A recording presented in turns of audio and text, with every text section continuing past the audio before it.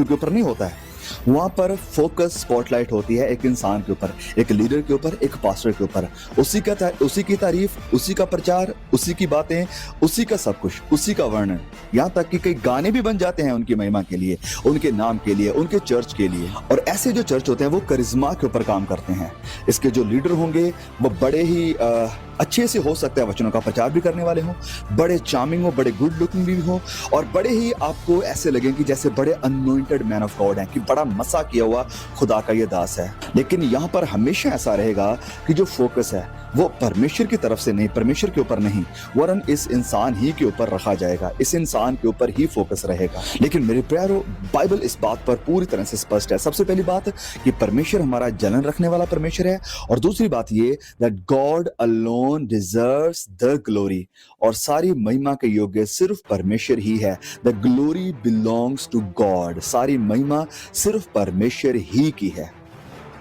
तो जब कोई चर्च, जब कलीसिया, जब लोग, जब विश्वासी एक इंसान को आइडलाइज करना शुरू कर देते हैं, उसके लाइफस्टाइल को प्रमोट करना, उसके लाइफस्टाइल की वीडियोस को शेयर करना, उसके लाइफस्टाइल को सराहना शुरू कर देते हैं, उसकी अचीवमेंट्स को गिनाना शुरू कर देते हैं, उसकी अचीवमेंट के झंडे गाड़ना शुरू कर देते हैं, उसकी अचीवमेंट्स को पोस्ट करना हर जगह शुरू कर देते हैं ओवर द बिब्लिकल ट्रुथ, मतलब बाइबल की सच्चाइयों के ऊपर जब उनको शेयर करना, उनकी बात करना, उनके गुणगान करना, उनकी सराहना करना शुरू कर देते हैं।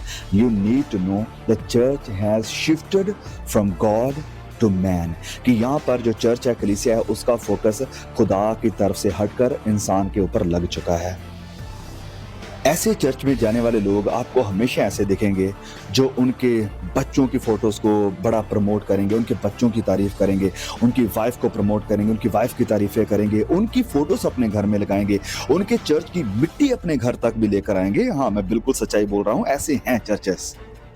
लेकिन मेरे प्यारे भाइयों बहनों, मैं आपको बताना चाहता हूं, मायने नहीं रखता है कि वो कितने गिफ्टेड मुझे आपको दिखाई देते हैं, वो चाहे मैं ही क्यों ना हूं। मायने नहीं रखता है कि वो कितने अच्छे प्रचारक हैं, कितने अद्भुत काम करने वाले हैं, क्या कर दिया उन्होंने।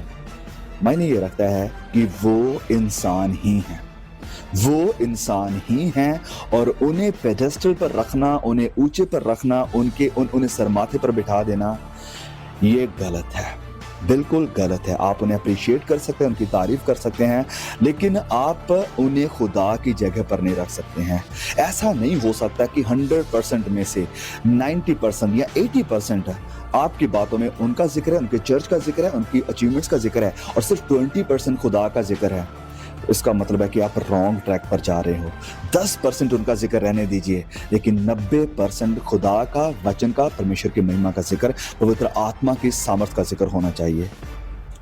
पहला कुरिन्थियों अध्याय 1 में संत पौलुस हमें कहते हैं कि अवॉइड करो ऐसे काम, किसी इंसान को ऊपर मत रखो कि मैं पौलुस का, मैं पतरस का, मैं कैफस का, मैं इसका, मैं उसका। लेकिन लोग, बड़े दुख की बात है कि आज वही काम कर रहे हैं जिसके लिए संत पौलुस ने कुरिन्थियों के चर्च को झिड़का था कि इंसानों को ऊपर मत उठाओ। लेकिन ये बड़े दुख की बात है, सैडली हमें कहना पड़ रहा है कि लोगों ने इंसानों को, अपने लीडर्स को, अपने नबी, अपने प्रॉफिट, अपने अपोस्टल को एग्जॉल्ट करना, उन्हें ऊंचा करना, उन्हें ऊपर उठाना, उनकी फोटोज को प्रमोट करना, फोटोज को लगाना शुरू कर दिया है, जो कि आपकी आत्मिक उन्नति का नुकसान है, आपकी आत्मिक जिंदगी का नुकसान है, और शैतान इससे बहुत खुश है। यस, संत पौलुस उस वचन में कहता है कि क्या यीशु बटा हुआ है, और वो कहते हैं कि क्या पौलुस तुम्हारे लिए क्रूस के ऊपर चढ़ा था। कौन चढ़ा तुम्हारे लिए क्रूस के ऊपर? जो क्रूस के ऊपर चढ़ा है, जिसने आपके निजात का कफारा बना है, उसकी महिमा करो, उसी को प्रमोट करो, उसी की बात करो, उसी का गुणगान करो, उसी को ऊंचे पर रखो, सिर्फ उसी को। ओके, कर रहना है।